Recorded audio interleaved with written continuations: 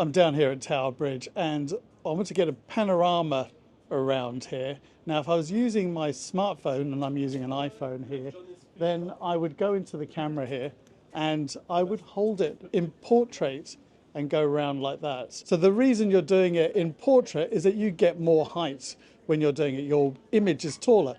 If I was doing it that way, it would be a narrower picture. Now, when I see people doing it with their mirrorless or SLR cameras, what they do is they tend to do it this way. And I'm guilty of doing exactly the same thing. But if you turn your camera like that, you're going to get a lot more height. So I'm going to go and do two different versions, then you'll see it will go back. I'll put it into Lightroom where I can then merge it together. Now, one of the things about the camera, which I see people doing, is they go around like this. Try and just pivot your camera around like that will give you a better result. In fact, think of it as kind of pivoting around, sort of like the middle of the lens. So you're kind of just pivoting around like this will give you a better result. So I'm going to give it a go. We're going to try it out. Things I want to do with this is I'm going to take a picture, I'm going to see what the exposure is. I'm going to put it into manual so that the exposure stays the same as I go around. Truthfully, when I put it into Lightroom, it does actually do a really good job of actually fixing that. But I'm going to actually show you a better way to do it right now. Okay, so there we go. It's coming up with 1/500th of a second, f8, and at ISO 100. So let's just take one picture like that. And what I'm going to do is go into manual.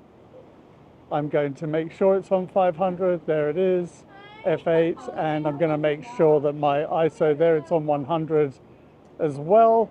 So that's good to go. So what I'm going to do is just take a few photos. Now, I want to overlap the photos by 25 to 30%. I'm going to use the grid lines, which is quite useful to actually help me out there. So let's do that.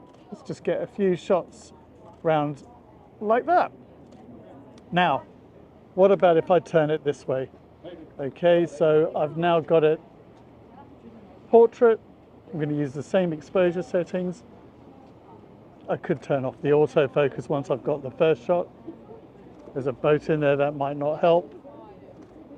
Okay, let's go back and stitch all of those together. So back here in the studio, when I was out by Tower Bridge, I mentioned about sort of pivoting the camera around as opposed to going like that. You kind of just want to imagine it pivoting around like the center, maybe the center of the lens there is a good point. And you could do it like this. In truth, Lightroom does a good job of putting it together, but I think it's going to be a bit better if you kind of do that. And you should probably do that with your phone as well, just kind of pivot it around that point. But you know, the technology, the software are very good at sorting that out anyway. So that's what we're going to do. We're now going to look at it here in Lightroom. So what I've got here in Lightroom are my photos that I've got there. You can see these are the ones I did horizontally, 6, 7, and 8. The exposure is the same on all of them. You can see the nice consistency there. If you didn't, Lightroom still does a good job of fixing it, but the less it has to fix, the better. Now, before I did the panorama, you're looking at all your pictures here and you kind of want to know which one is a panorama and you might identify it straight away. So something someone once told me once was, if I take a photo of my finger first, and you can see it right there, I know that's the start of my panorama. They then also suggested that when you finish, you have two fingers up like this, and then you know that's the end. Okay, you could do that. I'm going to show you another trick though that I do with my camera. So these are the others that I did, and what I did is right there in the camera, I've got a rate button on my camera. Right here, I've got this rate button over there, and you can give it between, well, 0 and 5 stars. So I put in 2, then I know it's a panorama.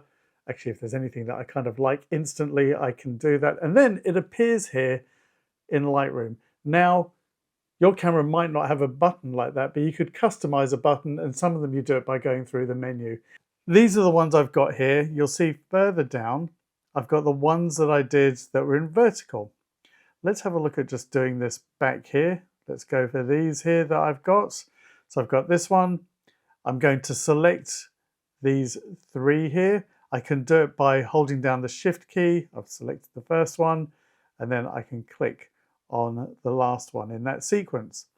Now, if they weren't next to each other, using the Control key on Windows and the Command key on the Mac, I can hold one of them down, and then you can see I can choose whichever ones I want.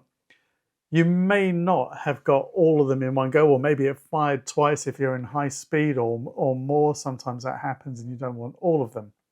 So let's just go back to this first one here. I'm going to select those three. How do I do the panorama now? Well, I go up into Photo. I'm in the Develop module, and I go to Photo Merge, and I'm going to do the panorama. Let's choose that. It's going to create a preview for me. It's got this options here. So if you imagine that's actually projected onto a spherical or cylindrical surface, and sometimes you can also choose this option here for perspective. So you can quickly see what they do. So that's a spherical version. It's got this space around it because it's merged it together, but we can deal with that soon. If I choose cylindrical, it looks like that. So maybe that's a bit more distorted there. So you could just choose the one that you like. This one looks a bit taller. I'm edging more to making it look wider by doing the spherical one. Perspective, it's unable to merge it. So that's your answer there. I'm going to go for spherical. Down here it's got auto settings. That's ticked. That does the exposure, makes them match up. As I said to you, I'd already sorted that. It's also done some things like contrast and things like that it's added in there as well, and some other settings. I might want to crop this afterwards, but I could choose auto crop. That's what it does. Okay, that's not too bad. Let's untick that. You've got the boundary warp, which actually moves the edges. You can see as I drag it along, it's stretching it so that it actually fits like that. Let's go back, let's undo it, right, and just see auto crop. I think I like the auto crop, although when it does, it's chopping off the top there of Tower Bridge. So let me just do that again. So you know what I'm going to do? I'm going to go to merge. This could take a moment depending on how fast your processor is. Let's let it finish. You can see at the top here, there's the progress bar. And there you go. It's done it right here. Okay. Now, I do want to crop this. The auto crop was maybe doing a little bit too much. So let's see what we can do here. Let's go into here.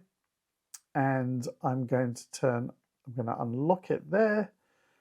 I want to keep the whole of the bridge in. So let's just see what I can do here, and maybe that will do the trick. That looks all right to me. I'm going to lock that again, press enter. That's my picture.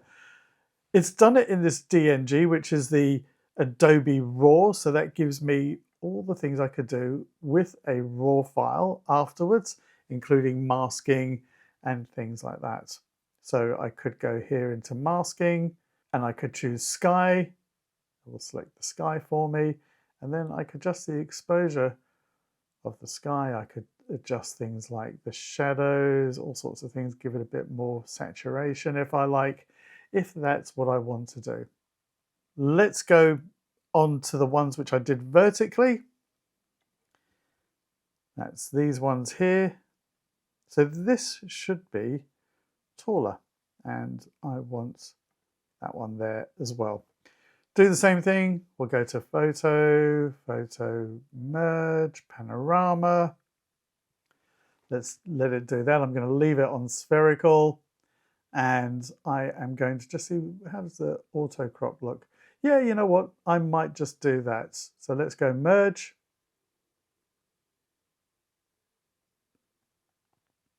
And it's creating the panorama here. I am then going to compare these side by side, or one above the other. So let me see here. It has created it. There it is. So I'm going to compare it using this reference tool here. So let's just click on that. So that's that picture there, the first one that I did. And this is the other one. So I'm just going to click and drag it up to here. And you can see immediately the difference in the height of the picture. So this one here on the right is the same width, but you're getting more height. It's up to you. You could always do it portrait, and you could always crop it down if you wanted to. So there you are. That's the two. I can change this reference so that they're like that. So the top one here is the one that is the wider one, but not as much height. And the one at the bottom here is the one that had more height. But I could have taken more pictures and got the same effect. And always good to have more, and then you could just crop it afterwards. So that's how you do panoramas. Really useful if you haven't got a wide enough angle lens with you, but it's also nice sometimes to just get panoramas. They do look nice, printed out on a wall, they can look great, or even on your computer, but printing them out can look really good. Now I've done it side to side, going around like that. But what if you've got a tall building or tree or something like that and you want to get it all in there as well? Well, you can do a panorama by shooting up like that and then merging it in here. And I'll do that in another video. Thanks for watching. If you do like this, please do like, share and subscribe and come back for more.